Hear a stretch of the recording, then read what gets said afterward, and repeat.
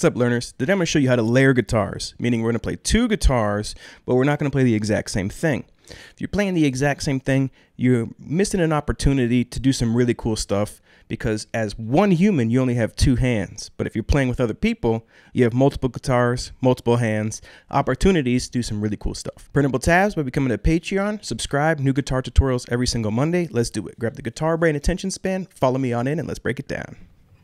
All right, G chord. This is our bass progression. D, E minor, and C. And for a rhythm, let's just go ahead with the classic down, down, up, down, up, down, down, up, down, up, down, down, up, down, up, down, up, down, up, down, up, down, down, up, down, up, down, down, up, down, up, down, down, up, down, up, down, up, down, up. Up, down, up.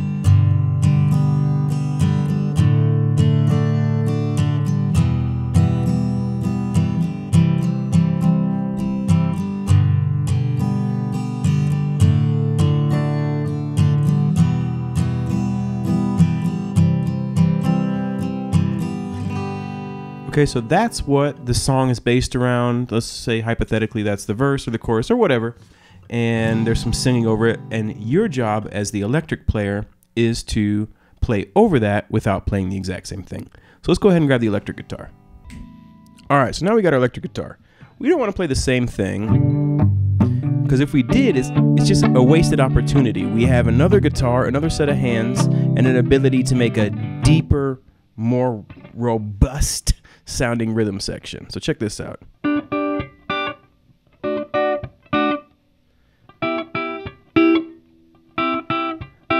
Those are chord progressions, and they're all the same chords. We're going to layer them over. So let me show you how to find them. We're going to start with the G chord. And this particular shape has the root on the B string, meaning you want to find the G note on the B string, which is located here on the 8th fret. Now this shape has the third, or the B note, in the root. You're going to play the 8th fret with your middle finger on the B string, index finger on the 7th fret, and your ring finger on the 9th fret of the G string. So you got 9, 7, 8. And again, this is the G note. So you can move this all around. And if you know what note on the B string is, you know what chord it is. For example, here is a B flat. That's a B flat chord. We want a G, so here's our G. The next chord in the progression is a D. Now we're going to use this shape here, which is 7th fret G string, 7th fret on the D, G, and the B. And our root for this one is actually on the G string. So you want to find your D note on the G string. You can use that with octaves. You can use it if you know the fretboard, you can just find it. You can use a fretboard map, print it out, and then once you find that root note, you're going to play the note above it and below it. It's really good and important to know how to move chords with the root note. That might be another lesson that's a little more beginner, but basically what it is if you know, for example, if you want to make a D chord, if you know the shape, you just need to find the D note and then you can build that shape. The minor chord has the root note also on the G string, and it's going to be 9, 9, 8. So here you find the root note on the G string, play the note directly above it on the D string, then on the B string you go down 1 fret. So it's 9, 9, 8 with the root note 9th fret of the G string. And then the only chord we have that's not in inversion is the C chord. So you find a C note on the D string, which is the 10th fret, and you just make this kind of little ladder looking shape that just walks down 10, 9, 8, and you have your C. Now all of these come from bigger bar chords. For example, this G comes from the hardest, from the way I'm sitting, the C shape in our cage system. Now, the way I'm sitting, I can't really fret that chord that well. The D comes from A in the cage system. The E minor comes from A minor in the cage system. And the C comes from E in the cage system. So I'm just taking these chords that are 5 strings or 6 strings and then just tightening them up and playing just 3 strings of them. All right, let's talk about the rhythm. I'm not going to play the exact same rhythm, but I'm going to follow it pretty closely. I'm going to go 1, 2, and 1, 2, and 1, 2, and. And on the 2, what I'm doing is I'm letting it ring out 1 and, releasing the pressure on the second beat, and then squeezing again on the and. Thumb on the D string, middle on the G. I'm sorry, index on the G, middle on the B. 1, 2, and.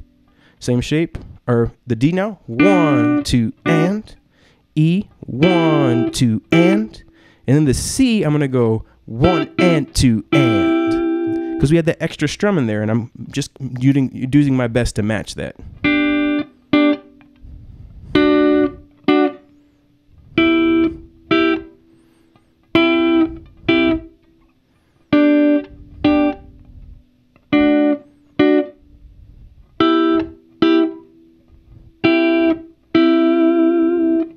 Okay, so let's go ahead and play that over the guitar parts and combine them. We'll play it over a drum track as well. And I'm also, with the electric guitar, going to add a splash of reverb and then maybe a tiny touch of echo, just to give it another little different vibe. All right, so let's go ahead and layer them so you can see how effective this is.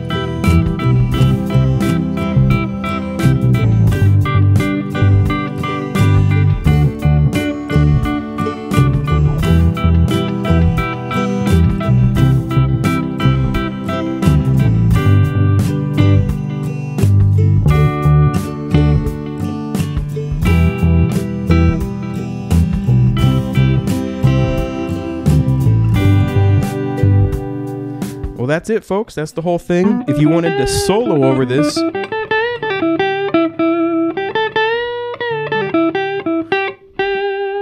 it is the G major scale or the G major pentatonic. And that is how you use these particular chord shapes to layer over the acoustic. And there you have it, folks. That was the whole thing. Now you know how to layer instruments, make them sound good, full, unique, diverse, fun with these shapes. There are other shapes you can apply these ideas to. Really, this is just scratching the surface, but it should make you a better musician. So explore them, explore riffs, explore harmony, explore melody. Keep on exploring. This is just your first step on this journey. All right? Think about becoming a Patreon, cheaper than a cheap cheeseburger, and I'll catch you next Monday for guitar, Wednesday, Saturday for ukulele. Have a lovely day. Life is good.